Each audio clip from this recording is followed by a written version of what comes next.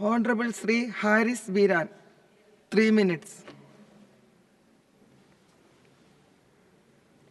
Thank you, madam. No, sorry. Mic.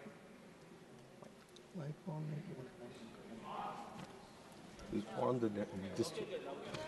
Thank you, madam, for letting me speak on this vital bill. I was quite impressed with the Honorable Minister while he introduced, in his introductory speech, while he introduced the bill. I wish him all the best because he knows what he's doing. But I was quite disappointed that he had a great opportunity to revise the old act. There was a basic lacuna in the old act. And what was that basic lacuna?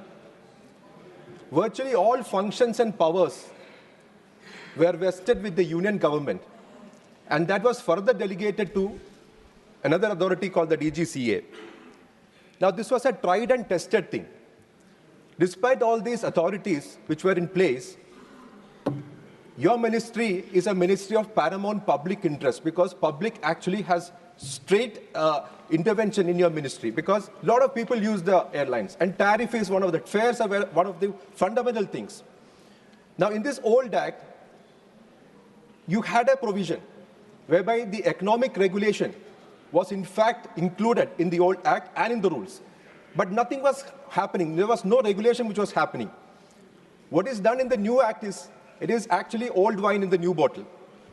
In the new act also, there has been some 13 or 14 sections in which everything has further been delegated.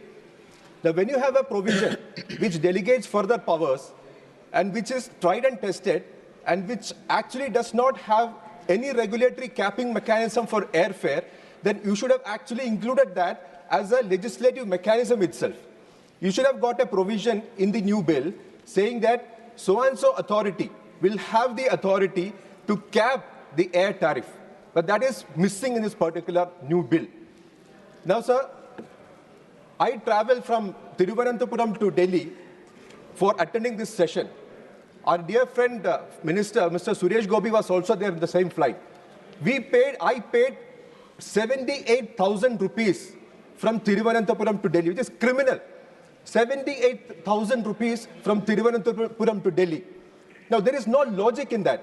Now, last week I had an opportunity to go to Rome from Delhi, and from Delhi to Rome I had to pay only 40,000. So there is no logic in this. Many of our people are there in the Middle East, in the Gulf region. The Gulf region, the problem is that during holiday season, it spikes up to 75,000 rupees, and during off-season, it comes down to 5,000 rupees.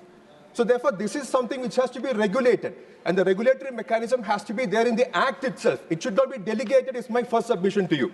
My second submission is that there is this huge problem about environmental concern. The carbon emission, as far as the noise pollution, there is nothing in the Act to take care of these two things. I request you to please consider including these two. Third is, sir, there has been problems about the unruly passengers, disruptive passengers. Now, who are the unruly passengers, disruptive passengers? How they can be dealt with? What is the penalty? That mechanism is not there in the Act because this is a huge problem which is now happening, the pranksters and all. And finally, the MRO thing. The MRO thing is the future. You said about the MRO.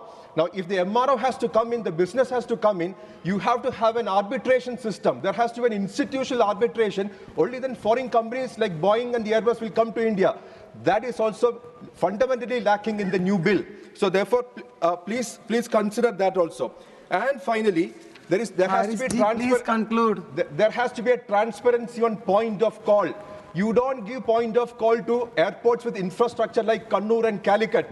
Now, you say as a matter of policy that you don't give point of call, but you give point of call to airports whichever you need. So you have to have transparency on point of call. These are my suggestions. I request you to please consider these suggestions. Thank you.